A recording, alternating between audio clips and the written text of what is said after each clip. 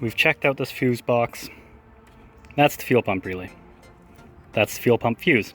Fuse is good, relay is good. Relay is only getting 6 volts from the PCM.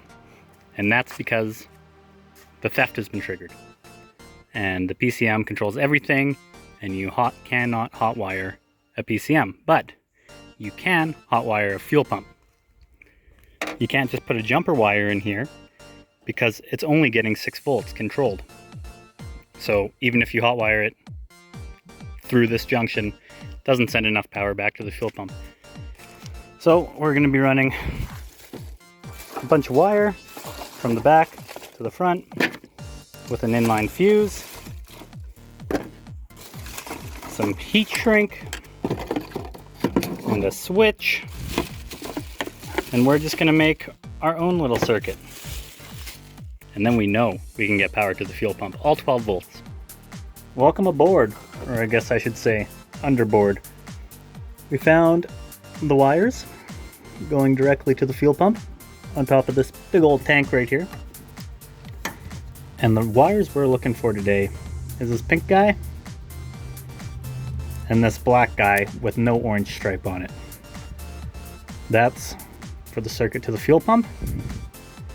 And the other two, the yellow and the black with the orange stripe, are for your fuel gauge. But these are the two we're going to be cutting into today. We're going to be cutting back pretty much as far as we can on the harness before it splices into the main line. And that'll give us the most wire to work with. Super excited to be soldering above my head, just dropping lead in my mouth. That'll be great. Make sure to always have the flame for your solder pointing towards the fuel tank. Trust me, you'll thank me later. Hey legs. Hey legs. What you doing? Oh, just showing people how to remember to put their heat shrink wrap on first, because I always forget and then I get mad when I have to do it twice. Ah. That's fun. Yeah. So we got our wires from our fuel pump stripped and connected. Nice. Now we're going to run them the length of the truck. I need to get out of here. Why are we doing that? To make a whole new circuit for the fuel pump. Why? Oh, because I already checked the relay, and you can't hotwire the relay because the computer is controlling it and not giving it enough voltage regardless. Follow me to the front of the truck. Oh Lord. Now it's here, and then the cops came to our front door last night at 1:30 in the morning, and they said, it looks like this truck has been stolen. And I had to tell him, well, that's because someone did try to steal it, and that's why we're in this predicament. And he said, well, I need to see the bill of sale.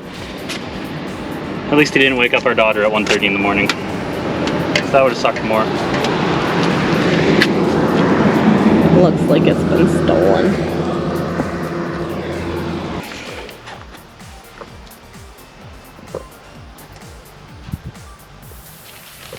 Yoo-hoo.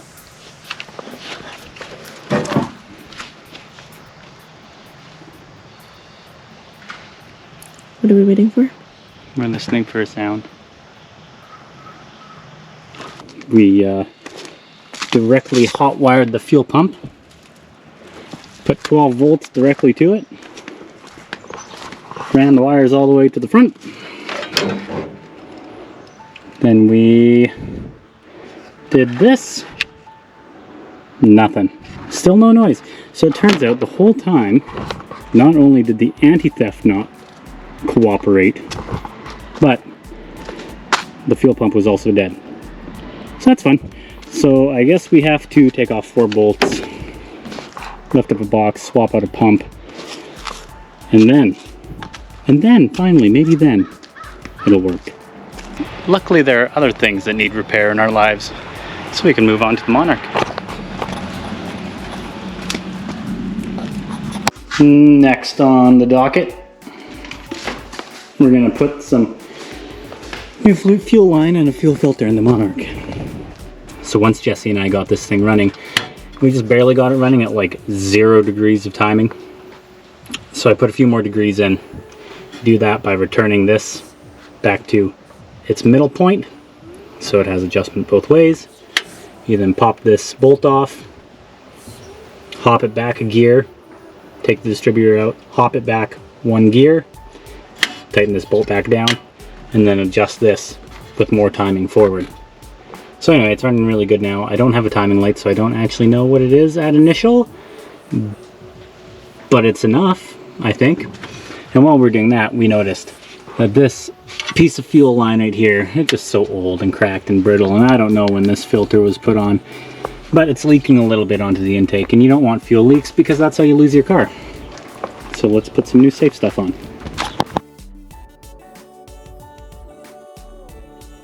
Alright, got this nice new widget made up, and while we're in here we noticed that this transmission vacuum line, it's pretty bad.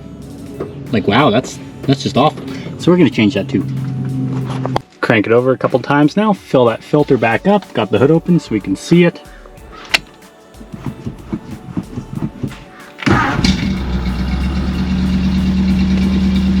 Fires right up. Oh god, it's leaking so bad. The new hose is too supple and too big. Looks like I'm gonna have to put a real hose clamp here. It was just peeing out of there. That's okay. We can fix that. Let's try that again. Fire two.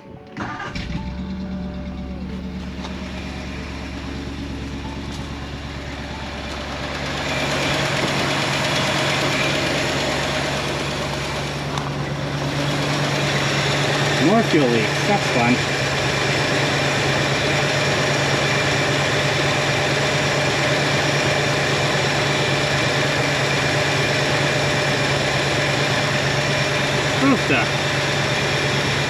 These things need to be really tight. Really tight. Or else you're gonna go up in smoke. And these clamps I find are kind of chintzy as well. I don't know. You just gotta tighten everything up a lot. Give this thing a chance to warm up. And then we'll give it a little vacuum tune. While it's warming up here, we'll talk about vacuum tubes. Holy speech. So you're gonna need a vacuum source that comes straight off the manifold. We're using that same line that goes to the transmission. Right off the manifold, we want manifold pressure. And we're gonna play with the fuel mixture until we find that this has the biggest number possible. So I'm going to lean it, enrich it, and we'll see which way it wants to go. Okay, the engine's a little warmer now. You don't want to do this with the cold engine. You want it to be operating temperature.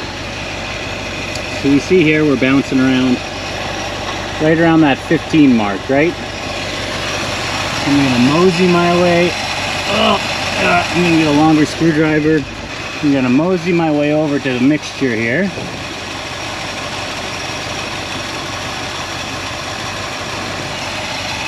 I'm just gonna go a little bit. I'm gonna go quarter turn leaner. See what it does to this. We went up a little bit to 15. Well, to 16 now. I'm gonna go over here now. Quarter turn leaner. Check our gauge.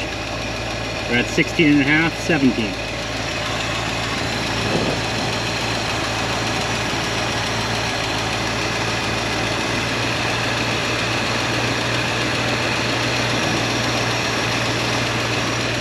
Quarter turn leaner. Still 16 and a half, 17. We'll go on the other side now.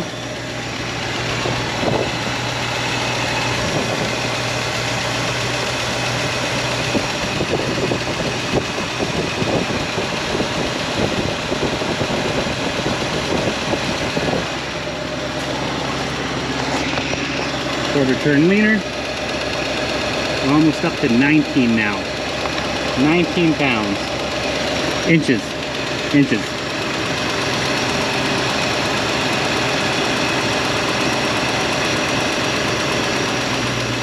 I leaned went another quarter turn lean and it went back down. went back down. So we'll richen it up a little bit.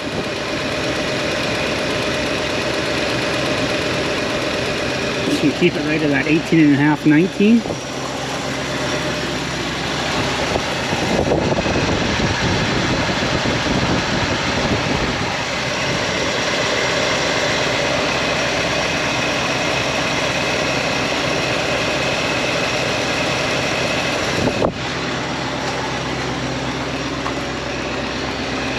$18.5, 19 inches, that's where she's happy. Now that we found that, we're going to adjust our idle back down to where we want it.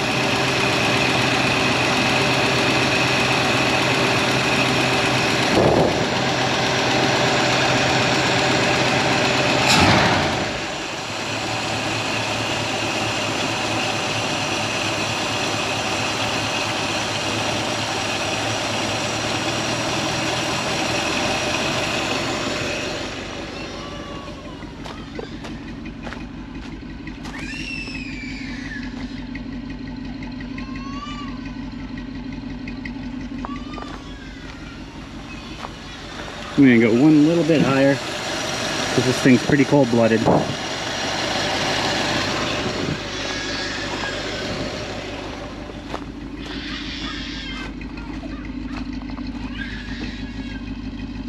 And I like that there.